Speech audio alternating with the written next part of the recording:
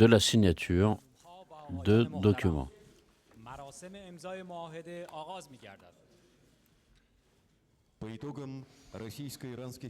À l'issue des négociations entre la Russie et l'Iran, le président Vladimir Poutine et le président iranien Massoud Pezeshkian signent un accord de partenariat global entre la Fédération de Russie et la République islamique d'Iran.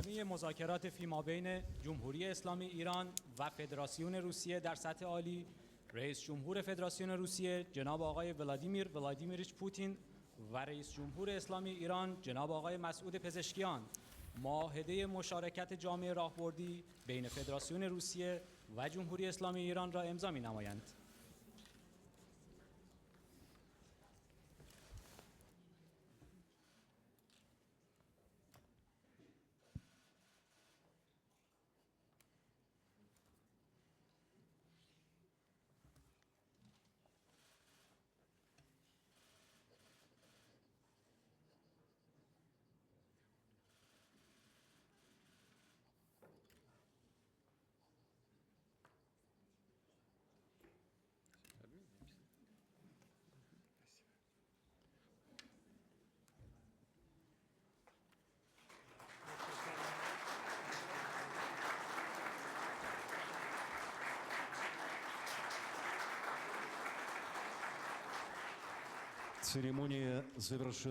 Fin de la cérémonie de signature, début de la conférence de presse du président Vladimir Poutine, président de la Fédération de Russie, et de M. Massoud Pezeshkian, président de la République islamique d'Iran. رئیس جمهور فدراسیون روسیه جناب آقای ولادیمیر ولادیمیریچ پوتین و رئیس جمهور اسلامی ایران جناب آقای مسعود پزشکیان. Cher Monsieur le Président, chers amis,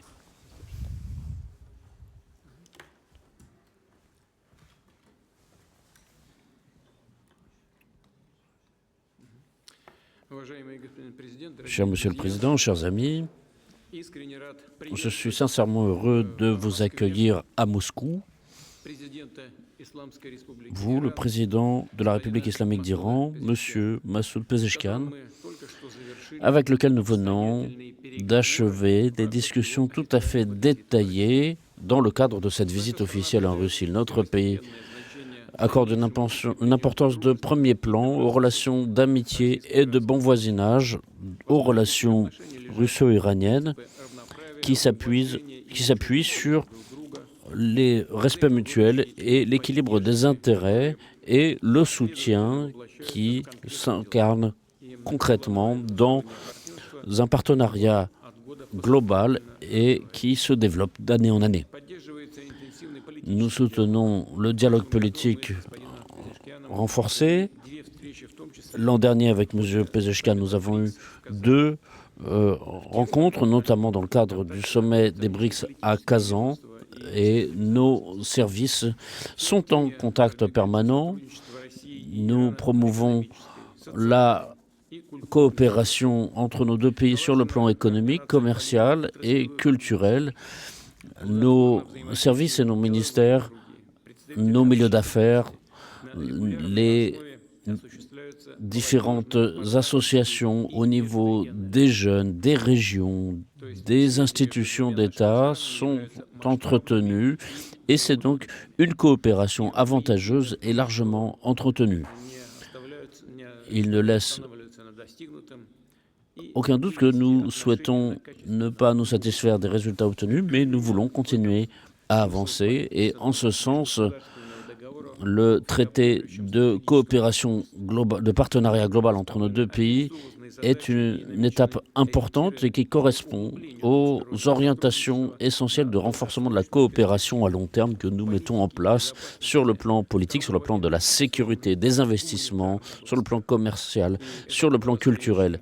Et cela constitue un document véritablement essentiel pour assurer un développement stable et permanent de nos relations et aussi au niveau de nos régions. Nous avons déjà dit que nous avions aujourd'hui ces discussions très détaillées aujourd'hui. Et ce sont effectivement des discussions qui se sont déroulées dans une atmosphère amicale, constructive. Nous avons traité tous les aspects de l'actualité de nos relations. Et nous avons également abordé des questions d'actualité sur le plan régional et mondial. Nous avons accordé un grand intérêt à notre coopération économique, non seulement sur le plan commercial, sur le plan des investissements.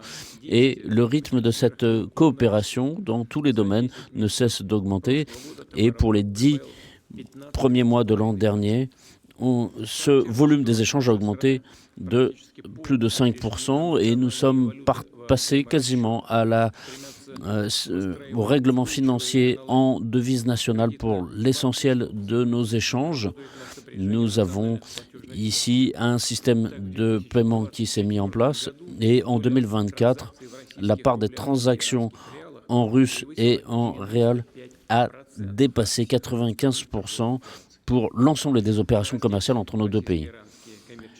Et renforcer ces relations nous permet de mettre en place et de passer à la mise en pratique de ces traités de coopération entre nos deux pays. Je rappelle encore une fois que le 26 octobre 2024, sur décision du comité eurasiatique de coopération, la République islamique d'Iran a obtenu le statut d'État observateur au sein de l'Union économique eurasiatique.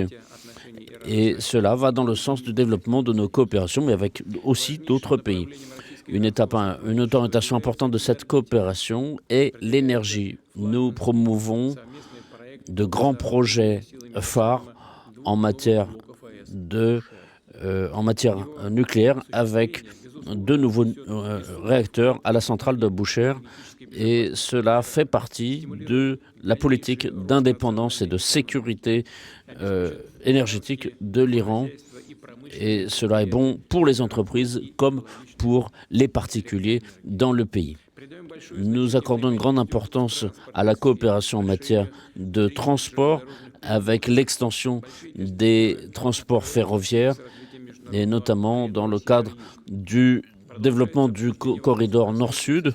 Cela concerne aussi notre coopération avec un nouveau tronçon ferroviaire vers l'Iran.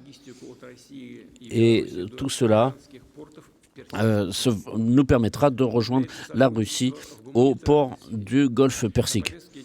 À l'ordre du jour, nous avons l'ouverture à Téhéran d'un centre culturel russe et au mois de juin, il y aura donc le lancement d'une opération croisée avec des expositions, des pièces de théâtre et d'autres spectacles entre nos deux pays. Et nous sommes convaincus que tous trouveront un écho très intéressant de cette coopération. On voit une augmentation aussi du flux touristique.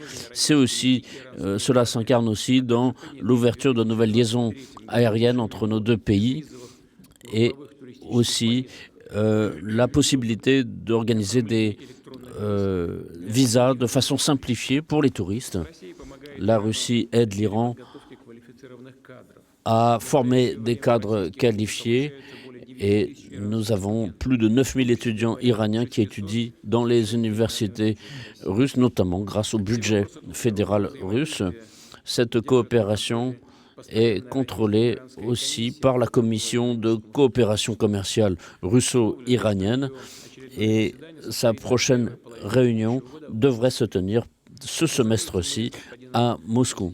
Avec Monsieur le Président, nous avons examiné l'ensemble des questions de politique extérieure qui nous intéressent et la coopération entre nos deux pays, pour l'essentiel, correspondent, nos positions correspondent et nos deux pays défendent le principe de supériorité, de prééminence du droit international, de non-ingérence dans les affaires intérieures et de l'indépendance de la ligne politique à l'international pour résister aux diktats et aux pressions extérieures, notamment contre l'usage des sanctions illégales. Nous travaillons aussi sur les grandes plateformes internationales, notamment l'ONU, mais aussi les BRICS et l'Organisation de coopération de Shanghai. En discutant des derniers événements en Syrie, nous avons souligné que la Russie était et reste attachée à une solution globale défendant l'intégrité territoriale et l'indépendance de la Syrie. Et la Syrie, s'il y a besoin d'un soutien, avec une aide notamment humanitaire, et le lancement d'un rétablissement post-conflit. Et nous considérons que l'avenir de la Syrie doit être décidé par les Syriens eux-mêmes dans le cadre d'un dialogue inclusif. Et nous souhaitons sincèrement que le peuple syrien puisse surmonter toutes les difficultés, tous les défis qui se posent aujourd'hui dans cette période de transition. Nous avons abordé aussi le problème du règlement israélo-palestinien, l'accord signé ces jours-ci. Nous veillons à sa mise en œuvre et toutes les familles séparées, divisées, doivent pouvoir se retrouver et les otages doivent être libérés, les otages israéliens doivent être libérés, les prisonniers palestiniens libérés aussi. Et donc, nous attachons aussi une importance à l'aide humanitaire du peuple palestinien et nous espérons que tout cela contribuera à la stabilisation de l'ensemble de la région. Nous n'abandonnons pas les tentatives de trouver des solutions durables à cette question israélo-palestinienne pour la création d'un État palestinien indépendant et existant dans la paix et le bon voisinage avec Israël. Toutes ces thématiques ont été abordées dans nos discussions et nos deux pays sont intéressés au maintien de la paix dans la région. Dans l'ensemble, ces discussions que nous avons eues pendant plusieurs heures sur ce problème, mais aussi d'autres problèmes, étaient très utiles et ont été une étape importante dans nos relations. Et nous sommes tout à fait satisfaits de ces négociations d'aujourd'hui. Je suis convaincu que les accords conclus permettront de continuer à renforcer notre coopération entre la Russie et l'Iran. Et cela est inscrit justement dans le document que nous venons de signer. Je vous remercie.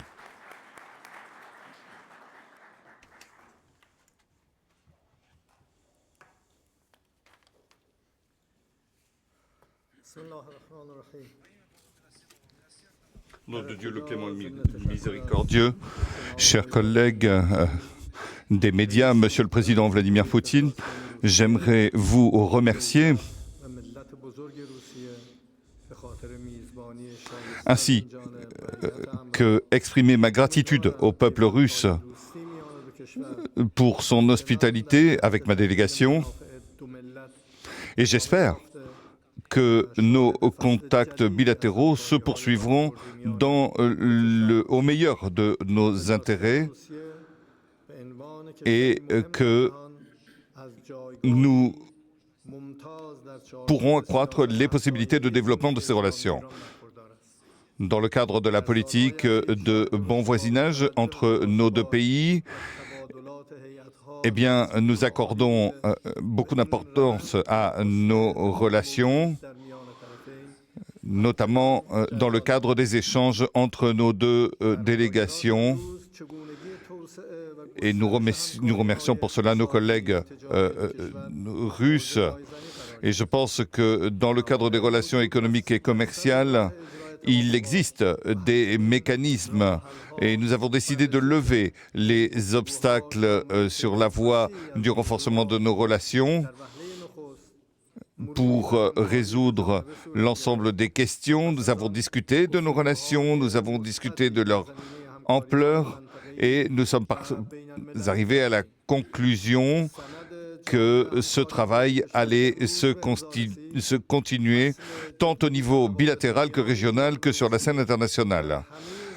L'accord qui a été signé aujourd'hui ouvre un nouveau chapitre dans nos relations, notamment en matière économique et commerciale.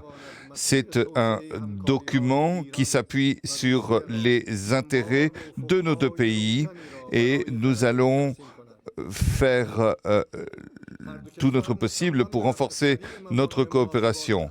Nous sommes tous deux résolus à lever l'ensemble des obstacles dans le cadre des relations économiques pour ce qui est des questions douanières, des questions bancaires, financières, pour ce qui concerne également nos projets d'investissement, ainsi que le système,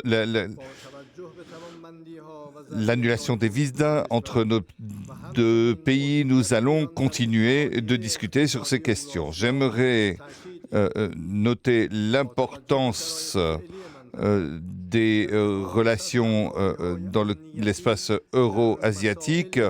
Nous pourrons bien sûr renforcer là aussi nos coopérations.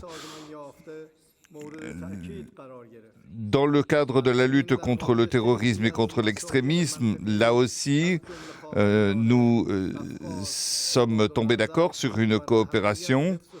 Il s'agit de travailler dans les diverses régions, le sud du Caucase, l'Afghanistan, la Syrie, le Moyen-Orient en général, et les échanges qui ont lieu dans notre région en témoignent. Il y a des nouvelles organisations comme les BRICS, l'organisation de Shanghai, qui ont un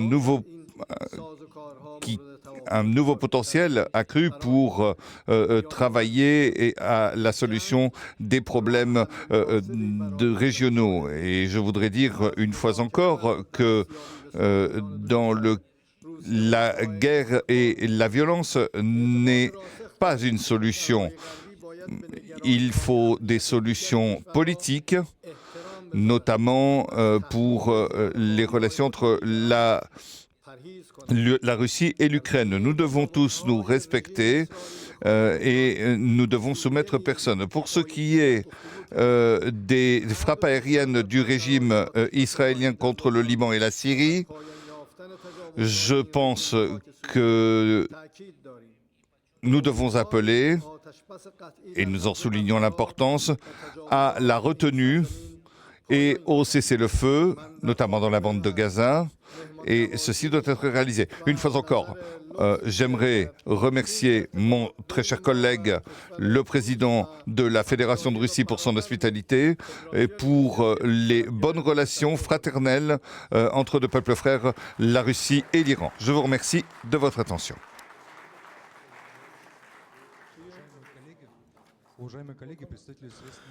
Chers collègues, pour la presse, vous avez la possibilité de poser 2 questions pour chaque pays.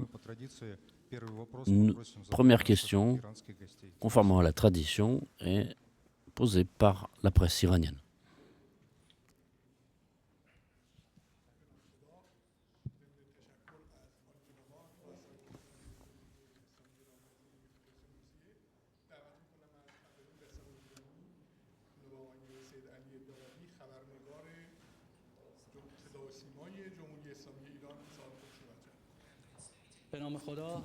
Représentant de la chaîne de télévision iranienne, bonjour Monsieur le Président. Le Président,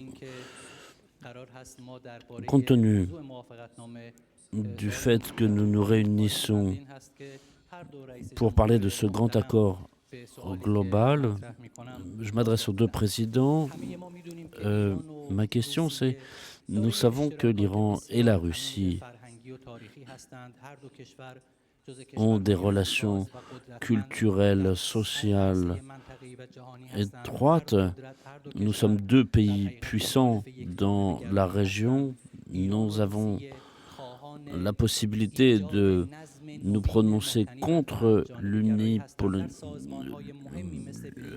un monde unipolaire, et nous avons donc de nouvelles opportunités dans différentes structures, qu'il s'agisse de l'Organisation de coopération de Shanghai, de l'Union économique eurasiatique, mais nous voyons que nos relations économiques et commerciales ne sont pas aussi bonnes que ne le sont sur le plan économique et sur le plan politique.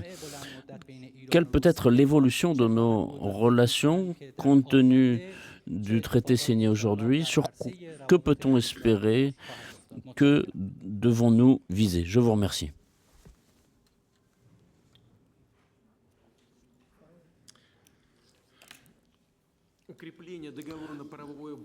Le renforcement de ces relations sur la base d'un traité donne une base plus consistante pour pouvoir travailler dans tous les domaines.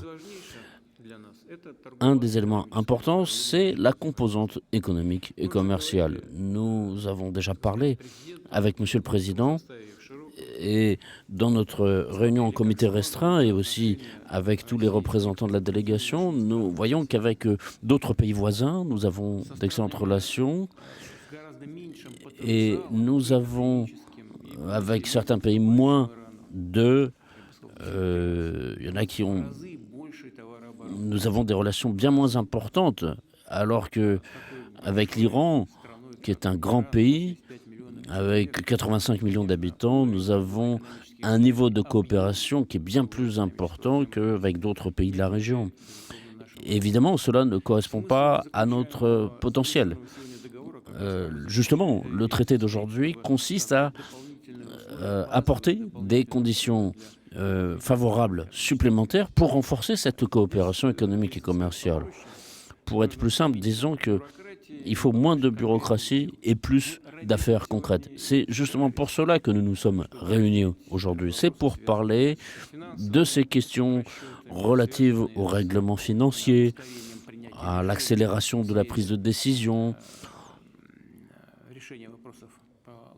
en matière de logistique, par exemple, pour simplifier les questions douanières, etc., etc. Sur le plan énergétique, par exemple. Et Monsieur le Président a rappelé, et je l'ai dit aussi, l'Iran étend sa coopération avec l'Union économique eurasiatique, tout cela pris ensemble constitue des conditions extrêmement favorables pour avancer, pour aller de l'avant. Nous avons de très bons projets dans tous les domaines que je viens de citer et j'espère sincèrement qu'en travaillant de concert, par le biais de notre commission intergouvernementale, nous pourrons continuer à avancer. Et cela ne fait aucun doute pour moi.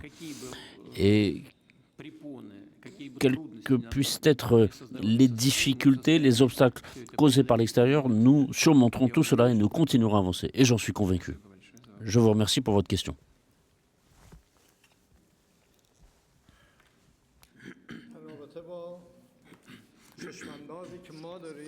En ce qui concerne les perspectives de notre coopération, grâce à cet accord, nous comprenons que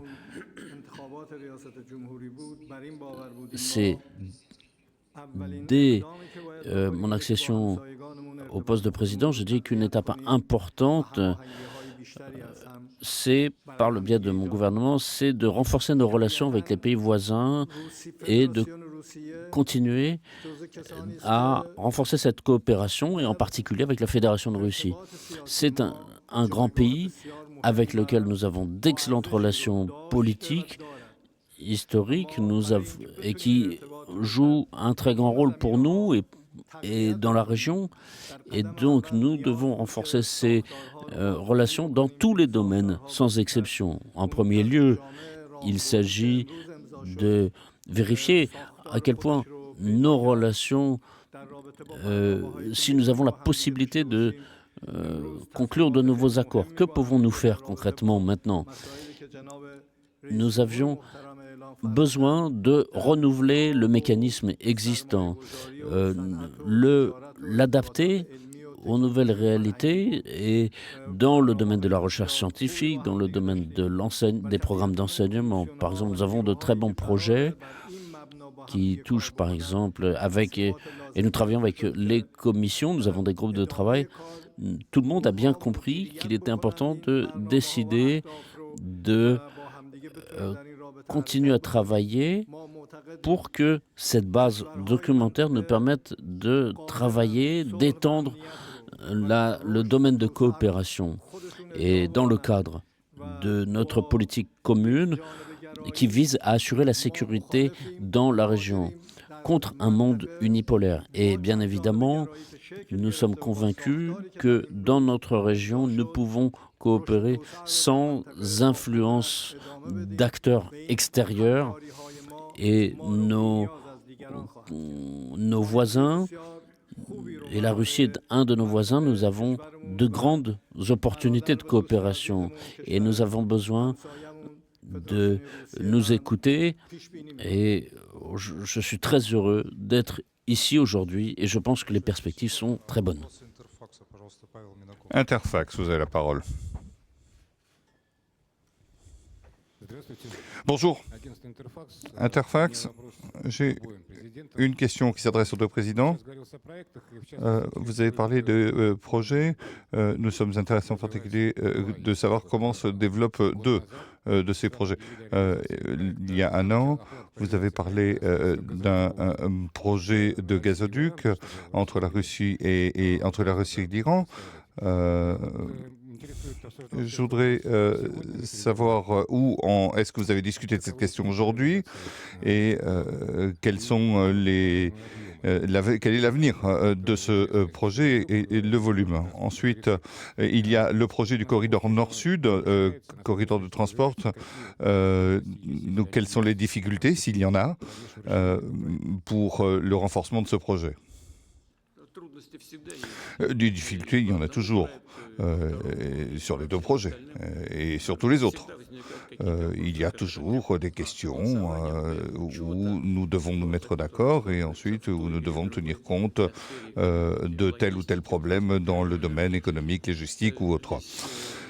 Il y a beaucoup de questions. Et les accords sont différents selon les questions, qu'il s'agisse du pétrole, du gaz ou autre. Mais ce sont des questions d'ordre technique et elles se résolvent. Mais les projets sont en cours, les projets sont importants, intéressants. Et pour ce qui est du volume des livraisons, nous allons commencer par des volumes faibles, 2 milliards de mètres cubes, et nous avons l'intention d'aller jusqu'à 55 milliards de mètres cubes. Donc, pour ce qui est du pétrole, nous avons un projet très important également pour donc un projet de centrale nucléaire. Il y a déjà un bloc mis en service. Il y a des blocs complémentaires. Oui, tout ceci progresse. Il y a bien sûr, il y a des questions à surmonter, les questions de compte, de paiement, etc. Il y a 1000 personnes qui travaillent sur ce site. Et donc tout ceci est réglé se fait avec des entreprises locales. Oui, bien sûr, il y a des questions qui exigent beaucoup d'attention et c'est pour ça que nous nous réunissons pour résoudre ces questions. Pour ce qui est maintenant du corridor nord-sud, cela offrira des possibilités complémentaires pour les échanges de marchandises sur le marché mondial, marchandises russes et iraniennes, et cela nous concernera non seulement nous, mais les autres pays de la région qui souhaitent développer leurs échanges commerciaux. Il y a des questions d'ordre administratif à résoudre, d'ordre financier et d'ordre organisationnel. Mais elles se résolvent. Il y a un bureau spécial qui travaille sur ces projets avec le vice-premier ministre, les vice-premiers ministres qui s'occupent de ces questions. Et le vice-premier ministre rencontre les partenaires iraniens et ces projets progressent.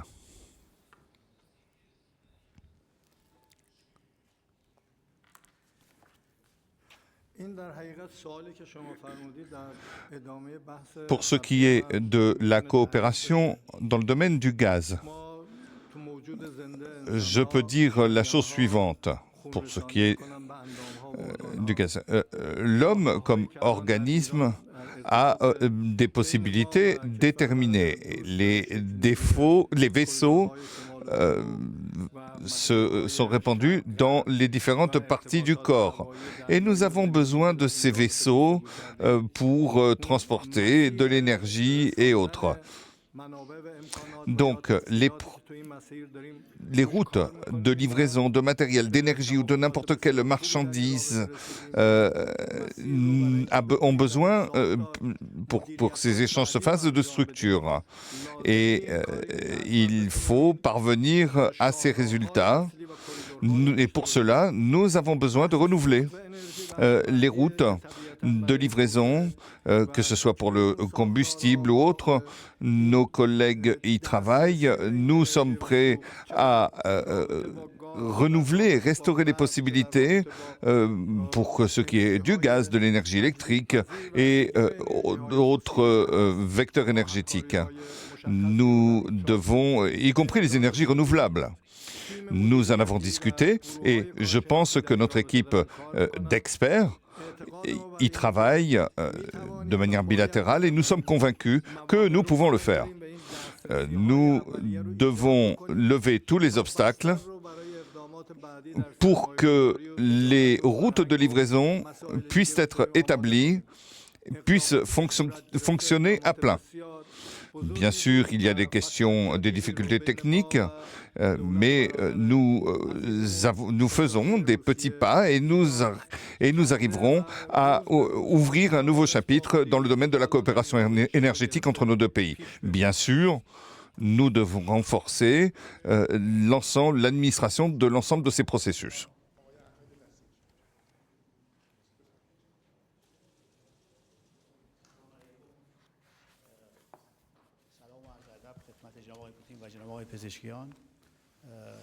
سوال من اینه که با توجه به روابط خوبی که ایران و فدراسیون روسیه داره و با توجه به معاهده‌ای که امروز امضا شد، سیاست و برنامه‌های کلان جمهوری فدراسیون روسیه در رابطه با مسائل بین‌المللی و همچنین همکاری‌های منطقه‌ای با جمهوری اسلامی ایران چی میتونه باشه؟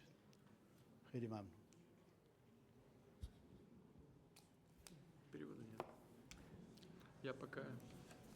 Je n'ai pas entendu l'interprétation. Compte tenu de la signature du traité qui vient de se faire, aujourd'hui, quel va être en gros l'ordre du jour pour les deux pays à l'international?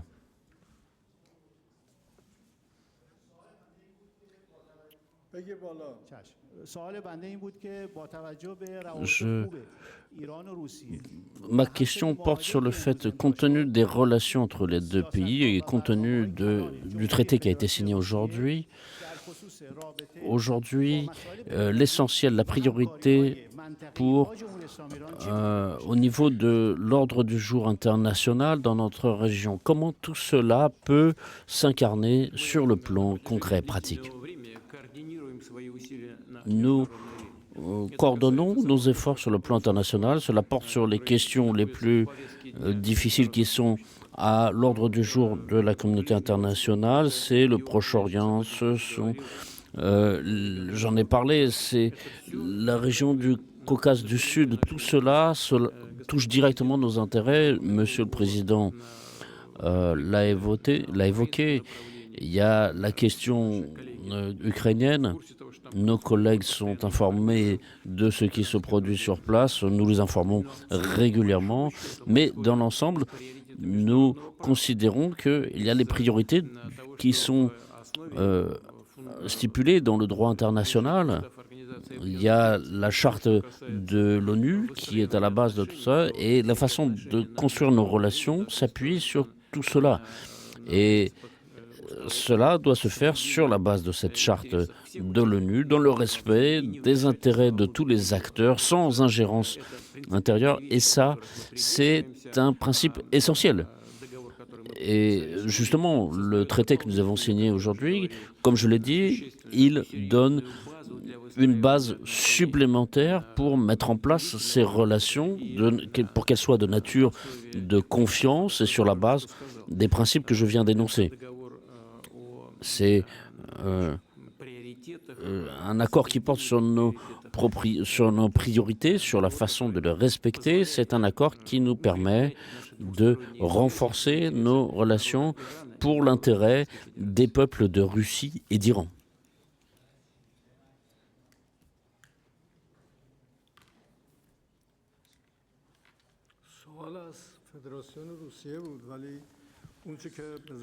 La question a été posée par nos amis et je considère que le traité signé aujourd'hui, en ce qui concerne notre coopération sur le plan régional, nous pourrons contribuer à l'établissement de la stabilité et de la paix dans notre région. Et en particulier, nous pouvons aussi travailler par la voie de dialogue tout en respectant l'intégrité territoriale de nos pays. Et cela nous donne aussi des forces pour agir sur le plan international hors de notre région. Nous pouvons donc résoudre beaucoup de problèmes. Et donc, ce dialogue qui s'est fait aujourd'hui était très important, aurait pu se faire avec d'autres pays, mais je pense qu'avec d'autres pays, il y aurait peut-être moins de questions traitées, mais aujourd'hui, nous pouvons résoudre des questions douanières. Nous savons qu'il y a des difficultés, certaines sont très artificielles, qui sont mises. Et ainsi, nous pouvons travailler ensemble pour, dans le respect de nos intérêts mutuels, résoudre toutes ces difficultés, construire des relations de bonnes relations avec les autres acteurs régionaux et surmonter donc toutes ces difficultés, et notamment ce qui concerne le Proche-Orient.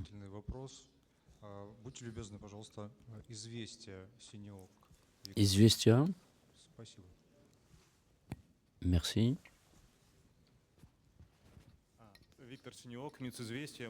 Известия, j'ai une question aux deux dirigeants.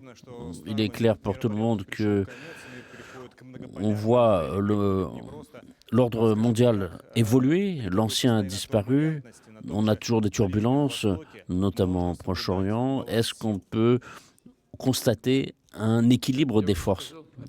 Oui, je l'ai dit, on s'appuie sur la charte de l'ONU. Il faut toujours chercher à revenir à ce principe et sans chercher à utiliser les normes du droit international dans tel ou tel intérêt, dans des considérations à courte vue, pour chercher des avantages pour soi. Mais au contraire, il ne s'agit pas de remplacer la charte de l'ONU par de prétendues règles du jeu. Il faut revenir à l'idée première pour laquelle nous avons décidé de travailler ensemble et pourquoi cette charte de l'ONU avait été établie. Et je pense que c'est le plus important ici. Évidemment, c'est difficile, c'est un instrument qui est compliqué. Et je me souviens qu'à l'époque soviétique, notre ministre des Affaires étrangères, M. Gromyko, qui était surnommé M. Niet. Pourquoi? Parce qu'il était difficile à l'époque de valider toutes les questions, notamment dans le contexte de la guerre froide. Mais justement, c'est pour cela qu'il y avait des instruments de politique intérieure qui étaient faits pour utiliser, pour mettre en pratique des idées concrètes. Et à un moment, nous avons vu qu'on pouvait tout régler sur le plan bilatéral et imposer sa volonté à l'organisation, à l'ONU. Et après, quand on s'est rendu compte qu'il y a ces principes importants, il faut revenir aux sources de cette organisation et considérer que tous les pays, qu'ils soient petits ou grands, méritent d'être respectés.